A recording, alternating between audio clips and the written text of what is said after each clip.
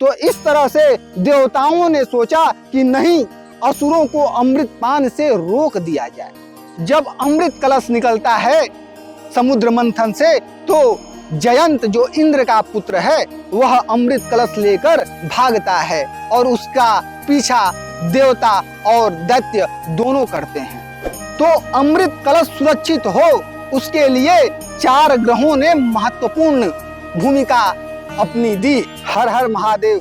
मैं डॉक्टर रवि प्रकाश आज आपको कुंभ के महात्म के बारे में बताने जा रहा हूं। भारत और भारतीयता, इन दोनों को यदि आपको समझना है तो आपके पास अध्यात्म की कुंजी होनी चाहिए। बिना अध्यात्म की कुंजी से आपको कोई भी भारत के जो मूलभूत तत्व हैं उनको समझा नहीं जा सकता है। तो वह अध्यात्म ही है जो कि भारत और भारतीयता से आपको अच्छे तरीके से रूबरू कराएगा। तो हम आज बात कर रहे हैं उसी आध्यात्मिकता के एक मौलिक तत्व की, जिसे हम कुंभ मेला के नाम से जानते हैं। अभी वर्ष 2025 का समय चल रहा है। आप सबको पता है कि वर्ष 2025 का जो समय है वह महाकुंभ का समय है। आइए हम समझते हैं कि कुंभ और महाकुंभ और अर्धकुंभ यह होता क्या है। इससे पहले कि हम कुंभ, अर्धकुंभ और महाकुंभ को समझें, हम यह जानते हैं कि कुंभ का जो महात्म्य है, यह कुंभ की वस्तु स्थिति कैसे बन पड़ी है। तो एक पौराणिक कथा जो कि प्रचलित है, उसके कथनानुसार देवासुर संग्राम होता है, जो देव और असुरों के बीच में एक महायुद्ध होता है। जब महायुद्ध होता है तो देव और असुर के महायुद्ध के विनाश के लिए विष्णु कहते हैं कि समुद्र के मंथन की आवश्यकता है। समुद्र मंथन किया जाता है तो समुद्र मंथन से 14 तत्व जो हमारे सामने उपस्थित होते हैं, उसमें 14 तत्वों में से जो अंतिम तत्व होता है वह होता है अमृत। तो अमृत तत्व जब समुद्र मंथन से प्राप्त होता है तो फिर से जो है वह देव और असुरों का उसको पीने के लिए संग्राम होता है। देव चाहते हैं कि वह उसको पी लें और असुर चाहते हैं कि नहीं, उसका रसपान वो करें। जब असुर अमृत का रसपान कर लेते तो आप समझ सकते हैं कि कितनी व्याधियां और कितनी समस्याएं जनित हो जाती। तो इस तरह से देवताओं ने सोचा कि नहीं, असुरों को अमृत पान से रोक दिया जाए। जब अमृत कलश निकलता है समुद्र मंथन से, तो जयंत जो इंद्र का पुत्र है वह अमृत कलश लेकर भागता है और उसका पीछा देवता और दैत्य दोनों करते हैं। तो अमृत कलश सुरक्षित हो उसके लिए 4 ग्रहों ने महत्वपूर्ण भूमिका अपनी दी। वह 4 ग्रह हैं चंद्रमा। चंद्रमा ने क्या किया कि अमृत कलश में जब जयंत दौड़ रहे हैं, लेकर भाग रहे हैं, तो वह अमृत की बूंदें कहीं ज्यादा गिरे ना, इस बात का विशेष ध्यान चंद्रमा ने रखा। सूर्य ने क्या किया, तो सूर्य ने किया कि वह घट कहीं जल्दी जल्दी में टूट न जाए, बिखर न जाए, इस बात को सुनिश्चित किया सूर्य देवता ने। बृहस्पति ने क्या किया कि बृहस्पति ने, चूंकि ज्ञान के देवता है, तो बृहस्पति ने जो है उस जो अमृत कलश है, वह अमृत कलश कहीं दुर्भाग्य से असुरों के हाथ न लग जाए और असुर उसको ग्रहण न कर ले, असुर उसको पी न ले, इस बात को सुनिश्चित किया देवगुरु बृहस्पति ने।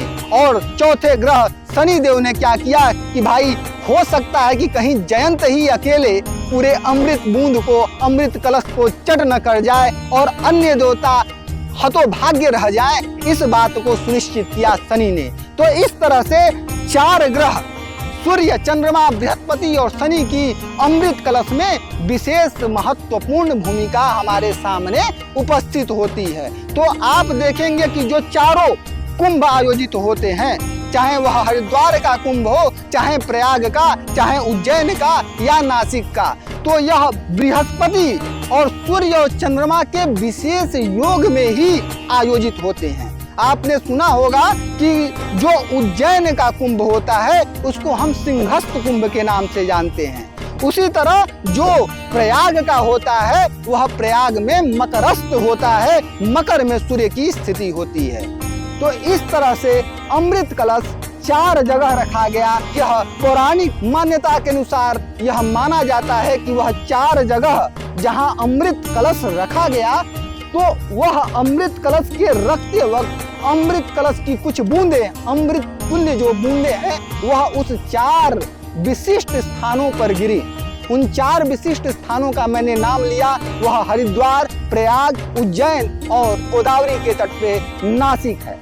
इन चारों जगहों पर बहुत प्राचीन काल से ही स्नान करने की परंपरा है। भारतीय पौराणिक मान्यता के अनुसार इन 4 जगहों पे जो 4 नदियां स्थित हैं, चाहे वह हरिद्वार की पावन पुनीता गंगा नदी हो, या उज्जैन की क्षिप्रा नदी हो, प्रयाग में गंगा, यमुना और मानसिक सरस्वती का संगम हो, या फिर जो गोदावरी नदी के तट पर नासिक हो, इस 4 जगहों पर कुंभ मेला होता है। वह कुंभ मेला हर 6 साल पे आयोजित होता है। यह बृहस्पति, सूर्य और चंद्रमा के विशिष्ट योग के अनुसार यह विशेष सुअवसर प्राप्त होता है। तो हर 6 साल में जो यह विशिष्ट अवसर प्राप्त होता है, उसको हम अर्ध कुंभ के नाम से जानते हैं। यह जब 12 वर्ष में होता है, और 12 वर्ष में जब मकर में जो है सूर्य और चंद्रमा की स्थिति बनती है, और बृहस्पति जो है वह मेष या वृष राशि में होता है, तो वह प्रयाग में स्थित कुंभ राशि का पूर्ण कुंभ का योग बनाता है। यह पूर्ण कुंभ का योग हर 12 वर्ष पे आता रहता है। तो यह कहा जाता है कि प्रयाग जो कि पुण्य तीर्थों का राजा कहा गया है, वहाँ हर 12 वर्ष पे एक पूर्ण कुंभ होता है। वहाँ पे सदियों से चली आ रही परंपरा है कि करोड़ों भक्त बिना किसी त्योहार के, यह हमारे परंपरा में ही अनुसूचित है कि केवल वहाँ संगम में केवल स्नान मात्र से उनके पाप धुल जाते हैं, उनकी जो व्याधियां हैं वो कहीं न कहीं कम हो जाती हैं। तो सहस्त्राब्दियों से यह परंपरा रही है कि 12 वर्ष में होने वाले कुंभ में, प्रयाग में करोड़ों दर्शनार्थी और तीर्थयात्री आते हैं और अपने को धन्य भाव के साथ कहीं न कहीं अपने स्नान करने से अपने को पुनीत करते हैं, अपने को पुण्य का लाभ बनाते हैं। यह जो वर्ष 2025 है, यह कुंभ का भी महायुति वाला समय है। यह महासंयोग है, क्योंकि जो कुंभ है यह पूर्ण कुंभ न होकर महाकुंभ बना रहा है। महाकुंभ का तात्पर्य होता है कि यह जो योग बन रहा है, वह योग 12 साल का योग नहीं है, यह 144 साल का योग है। तो जो वर्ष 2025 का जो यह महाकुंभ अभी चल रहा है, वह महाकुंभ 144 साल के बाद आता है। अब महाकुंभ के विषय में कुछ और बातें हम जान लेते हैं। तो महाकुंभ में केवल स्नान मात्र से तो बहुत सारी समस्याओं का प्रशमन होता ही है, लेकिन वहाँ पे अपने को सुचारू रूप से, अपने को और व्यवस्थित तरीके से शुद्ध करने के लिए लोग वहाँ कल्पवास करते हैं। यह कल्पवास क्या होता है? कल्पवास का मतलब होता है कि आप वहाँ पे जिस दिन में सूर्य मकर राशि में जाते हैं, तो उसी दिन से अर्थात 13 या 14 जनवरी का, उससे वह कल्पवास का समय शुरू होता है और पूरा यह कल्पवास का समय 1 महीना तक चलता है। इस कल्पवास के दौरान जो भी श्रद्धा यात्री होते हैं, वह सत्य का पालन करते हैं, 3 बार स्नान किया करते हैं, संध्या वंदन किया करते हैं। इस समय निंदा करना वर्जनीय माना जाता है। इस प्रकार से जो उत्तम कोटि के आचरण हैं, उनका परिपालन किया जाता है। तो कहते हैं कि पूरा का पूरा आपका जो शरीर है वह फिर से पुनर्जीवित हो जाता है। जैसे कहते हैं कि आपको कोई भी रोग और व्याधि होता है, तो डॉक्टर कहते हैं कि आपको इतने दिनों तक साधारण वस्तुओं का भंजन करना है, भक्षण करना है, आप गर्ह्य वस्तुओं का त्याग करें।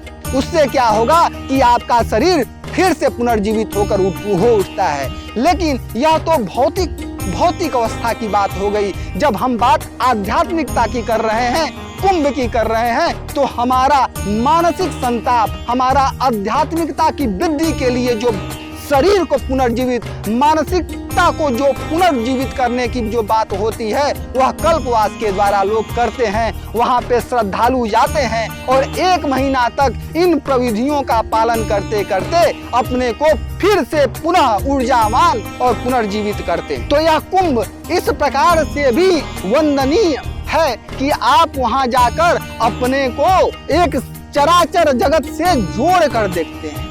वहां पे आप यह देखते हैं कि आज जहां हर जगह जाति पाति का बोलबाला है, कुंभ एक ऐसी जगह है जहां की लोग निर्वर्ण होकर जाते हैं। कोई आपको वहां जाति पाति पूछता व्यक्ति नहीं मिलेगा। भारत की जो विविधता है वह आपको वहां पे एक जगह समाश्रित मिलेगी। जवाहरलाल नेहरू अपनी कहानी, मेरी कहानी में यह कहते हैं कि जब दर्शनार्थी संगम से यात्रा करके, संगम में नहान करके जब भारद्वाज आश्रम जाते हैं, तो वहां पे उनकी छटा देखने लायक होती है। पूरे भारत की जो सांस्कृतिक विशेषता है, जो उसका अनेकता का एकता वाला बल है, उसको यदि आपको देखना हो, उसकी झांकी आपको देखना हो, तो वह कुंभ ही एक जगह है जो आपको एक ही जगह पे हर झांकी को प्रस्तुत कराने का सामर्थ्य रखता है। बात हम 2001 की करें तो 2001 में भी प्रयाग में कुंभ का आयोजन हुआ था। वह महाकुंभ नहीं था, वह पूर्ण कुंभ था। उस समय प्रख्यात जो जर्नलिस्ट हैं जिनका नाम मार्क टुली है, वह 6.5 करोड़ की भीड़ को देखते हुए कहते हैं कि मैंने अपने जीवन में उन्माद से रहित इतनी सांस्कृतिक विविधता और इतना शांति और सौम्यता का वातावरण एक जगह इकट्ठा होते हुए एक बार देखा है। और वास्तविकता के धरातल पर हम बात करें तो यह सहज स्थिति हर कुंभ में, हर महाकुंभ में देखने को मिल ही जाती है। इसीलिए 2017 वर्ष 2017 में यूनेस्को को महाकुंभ मेला को, जो कुंभ मेला है, उसको सांस्कृतिक वरीयता देते हुए मानवता का सांस्कृतिक अमूर्त रूप में यूनेस्को में वह उसका नाम दर्ज करा दिया गया।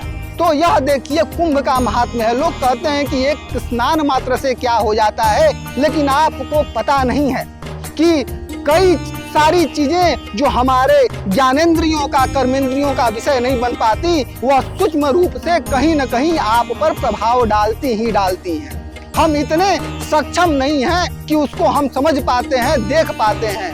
यदि ऐसा होता तो आज सहस्राब्दियों से, हजारों साल से चली आ रही परंपरा केवल आपके मौखिक विलास का कारण नहीं होता। आज हजारों लोग, करोड़ों लोग, इस बार का अनुमान है कि लोग 15-20 करोड़ से भी ज्यादा लोग वहां पे पुण्य स्नान करेंगे। तो क्या यह महज उपहास का ही विषय हो सकता है? क्या इसमें कोई वैज्ञानिकता का संधान आपको दिखता नहीं है? तो ऐसी बात नहीं है। आध्यात्मिकता का कलेवर आपके सोच समझ के बहुत बाहर का कलेवर होता है। वहां पे आपको यह देखना पड़ेगा कि भाई श्रद्धा और विश्वास, इन 2 सीढ़ियों के द्वारा लोग कहां से कहां चले जाते हैं। यह मात्र अनुभव का स्थिति है, अनुभव की वस्तु स्थिति है। बिना अनुभव के इसे जाना नहीं जा सकता है। यह वर्ष 2025 का जो महाकुंभ आयोजित हो रहा है, यह प्रयाग की पावन भूमि पे हो रहा है। हमारे यहाँ जो तीर्थ हैं, उनकी भी संकल्पना 2 प्रकार से की गई है। एक को हम कहते हैं यह कामद तीर्थ है और दूसरे को कहते हैं कि यह मोक्षद तीर्थ है। कामद तीर्थ से तात्पर्य है कि यह हमारी समस्त कामनाओं की पूर्ति को करने वाला है। वहीं मोक्षद तीर्थ का मतलब होता है कि यह हमें मोक्ष की प्राप्ति कराने वाला है। और मोक्ष ही हमारी आत्यंतिक आवश्यकता है। मोक्ष की ही प्रवृत्ति हम हर जिज्ञासु को होनी चाहिए। तो प्रयाग वह पावन भूमि है, इसीलिए प्रयाग को तीर्थों का राजा कहा गया है। तो प्रयाग वह पावन भूमि है जो कामद और मोक्षद दोनों का वहां पे जुड़ाव है। यह एक ऐसा तीर्थ है जहां जाते हैं और इसके संगम में, गंगा, यमुना और सरस्वती के संगम में यदि आप कुंभ के दौरान स्नान करते हैं तो वह आपके लिए बहुत ही हितकारी होता है। कहते हैं कि आपका पूरा का पूरा पाप वहां पे क्षय हो जाता है, मानसिक विश्रांति मिलती है और कई प्रकार के सुख शांति का आपके जीवन में प्रवेश होता है। तो यह जो कुंभ है वह प्रयाग का बहुत ही विशिष्ट महात्म्य वाला है। अंतिम में यह बात कहना चाहूंगा कि करोड़ों लोग जा रहे हैं, वहां पे डुबकी लगा रहे हैं और डुबकी लगाने मात्र से अपने को धन्य धन्य समझ रहे हैं। ठीक है, डुबकी लगाने से धन्यता आती है, लेकिन आपको यह समझना होगा कि यह जो तीर्थ बने हैं, जो तीर्थों के पीछे की राजनीति है, जो तीर्थों के पीछे का भूमिका है, वह यह है कि आप वहां जाएं तो आत्म विसर्जन की भावना से जाएं। तो केवल जाने मात्र से और डुबकी लगाने मात्र से बहुत सारी चीजें नहीं होती हैं। आपको आत्म विसर्जन का भाव अपने भीतर रख कर ही जाना होता है। वहां पे प्रयाग का मतलब ही होता है कि प्रकृष्ट याग। कहते हैं कि वहां पे ब्रह्मा ने सबसे पहले यज्ञ किया था और यज्ञ में भी 10 अश्वमेध यज्ञ वहां किए थे।